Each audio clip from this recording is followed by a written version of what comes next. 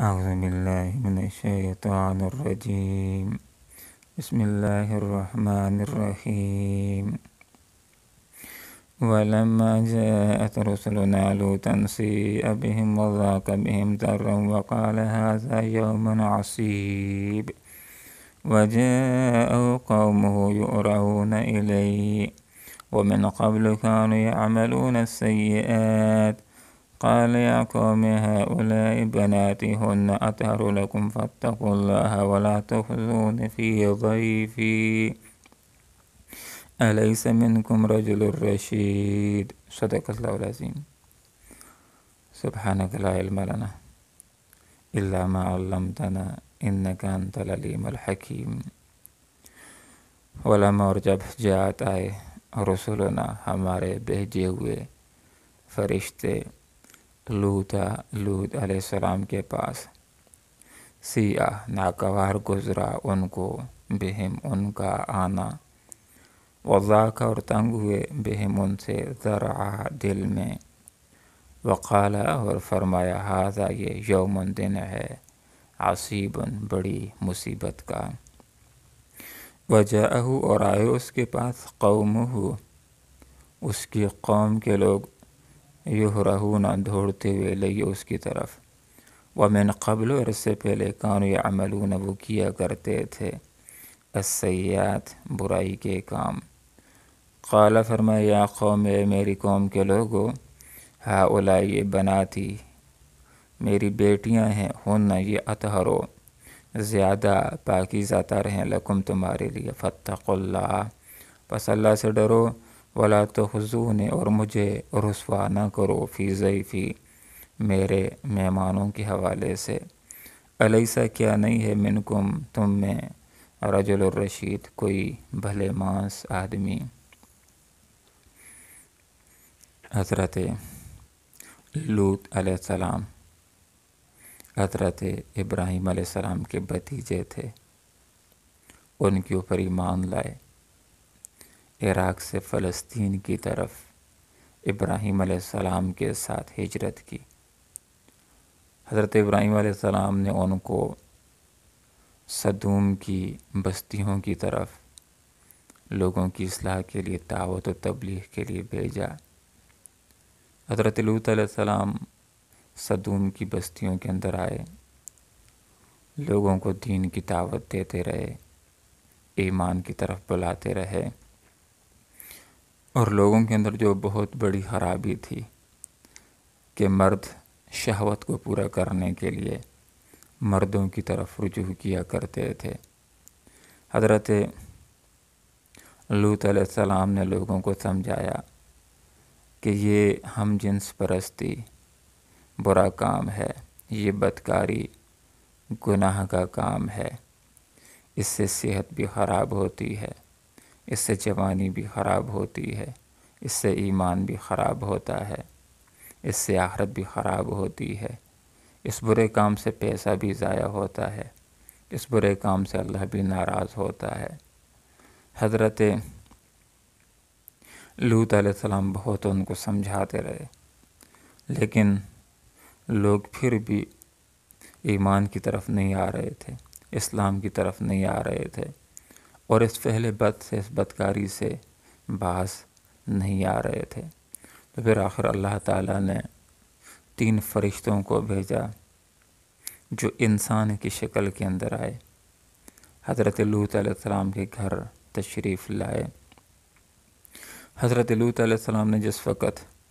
ان مہمانوں کو دیکھا، چونکہ عالم الغیب نہیں ہوتے انبیاء،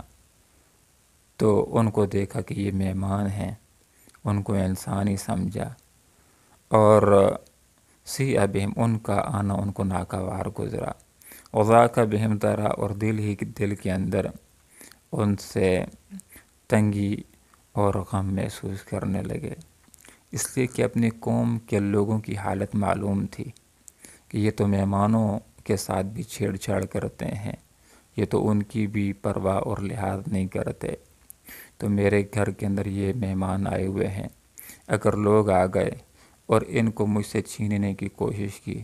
تو میں کیسے اپنے مہمانوں کا دفاع کر سکوں گا۔ تو تو یہ جس وقت خیال آیا کہ ان کا دفاع کرنا اگر میرے لیے مشکل ہو گیا تو کیا کروں گا، غم کا شکار ہو گئے اور کہنے لگے ہاذا یوم عصیب، یہ تو بڑی مصیبت کا دن ہے، مہمان آئے ہوئے ہیں، ان کی حفاظت بھی کرنی ہے، اور قوم کے لوگوں کی بری خصلت بھی معلوم ہے کہ اگر وہ آ گئے اور ان کو لینے کا مطالبہ کر دیا تو اس وقت میں کیا کروں گا۔ ایک قول یہ ہے کہ حضرت لوط علیہ السلام کی زوجہ جو کافرہ تھی اور بدکاروں کے ساتھ ساز باز رکھتی تھی، اس نے جا کر کے لوگوں کو یہ اطلاع دے دی کہ لوط علیہ السلام کے گھر کے اندر اس طرح خوبصورت لڑکے آئے ہوئے ہیں،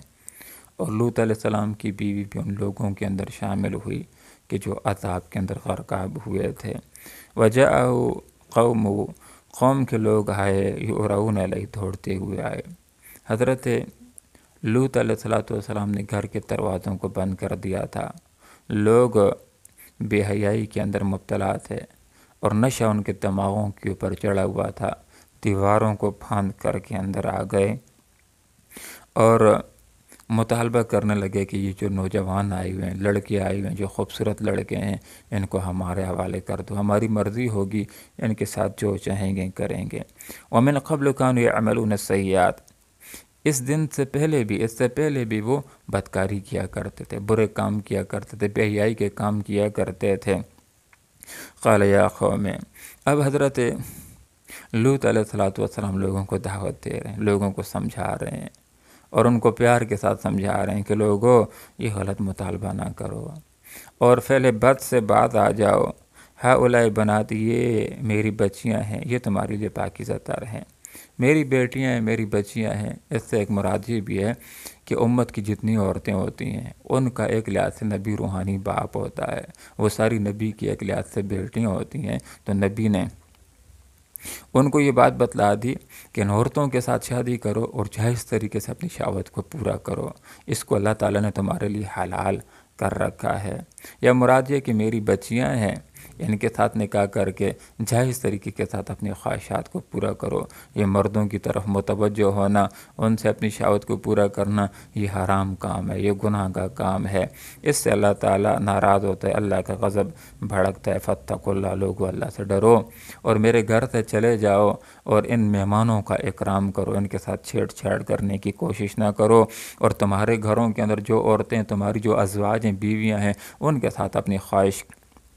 پوری کرنے کی کوشش کرو۔ امت کے اندر جو عورتیں موجود ہیں ان کے ساتھ نکاح کرو اور اپنی جائز خواہشات وہاں پر پوری کرو۔ ولا تخزونی فی ضیفی، اور مجھے میرے مہمانوں کے حوالے سے رسوا نہ کرو، اس لیے کہ میرے مہمان ہیں، ان کو تم لے جاؤ گے، ان کے ساتھ چھیڑ چھاڑ کرو گے تو اس کے اندر میری ایک لحاظ سے توہین ہو جائے گی، بے عزتی ہو جائے گی کہ میں اپنے مہمانوں کی حفاظت نہ کر سکا۔ الیس منکم رجل رشید، کیا تمہارے اندر کوئی بھی بلے ماس آدمی نہیں، کوئی ایسا بندہ نہیں ہے کہ جو اوروں کو یہ کہہ سکے کہ یہ غلط مطالبہ کر رہے ہو،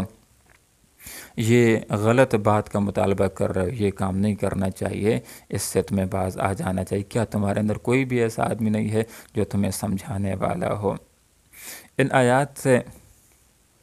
ہمارے سامنے ایک بات یہ آ جاتی ہے کہ فرشتے اگر انسانی شکل کے اندر آنا چاہیں تو آ سکتے ہیں۔ دوسری بات ان آیات سے ہمارے سامنے یہ آ جاتی ہے کہ اللہ کے انبیاء عالم الغیب نہیں ہوتے۔ اگر حضرت لوط علیہ السلام عالم الغیب ہوتے تو فکر مند نہ ہوتے، پہلے سے سمجھ جاتے کہ یہ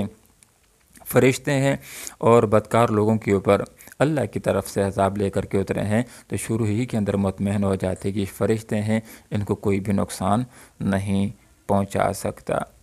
ان آیات سے ہمارے سامنے ایک بات یہ بھی آ جاتی ہے کہ انسان کے اندر ایک شہوت کا جذبہ موجود ہے اور اس کے لیے شریعت نے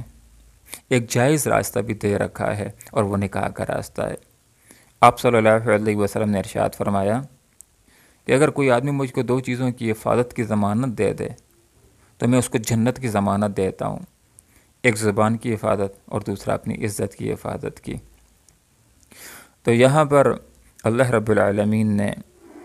فرما دیا الیس منکم رجل رشید، کیا تمہارے اندر کوئی بھی بھلے مانس آدمی نہیں ہے؟ اس سے ایک بات ہمارے سامنے یہ بھی آ جاتی ہے کہ جو بھی بھلے مانس آدمی ہو، جو بھی اچھا آدمی ہو، اس کو اچھے کی حمایت کرنی چاہیے، اس کو نیک لوگوں کی حمایت کرنی چاہیے، غلط کاروں کو اس کو چاہیے کہ کہے کہ تم غلطی کے اوپر ہو، اس غلط کام سے تم باز آ جاؤ۔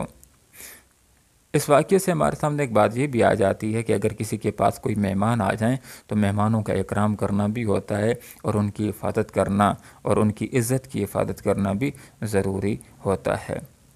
اور ان آیات سے ہمارے سامنے ایک بات یہ بھی آ جاتی ہے فاتقوا اللہ، لوگو اللہ سے ڈرو۔ اللہ کا ڈر یہ ایک کیفیت کا نام ہے۔ اللہ کا ڈر، تقوی، دل کے اندر اللہ کی ایک محبت کا نام ہے جس سے نیکیاں کرنا آسان ہو جاتا ہے۔ اللہ کا تقوی دل کے اندر اللہ کے ایک ڈر کا نام ہے جس کی وجہ سے گناہوں سے بچنا آسان ہو جاتا ہے۔ اللہ رب العالمین سے دعا کرتے ہیں کہ اللہ عمل کی توفیق عطا فرمائے، آمین۔ وآخر دعوانا ان الحمد للہ رب العالمین۔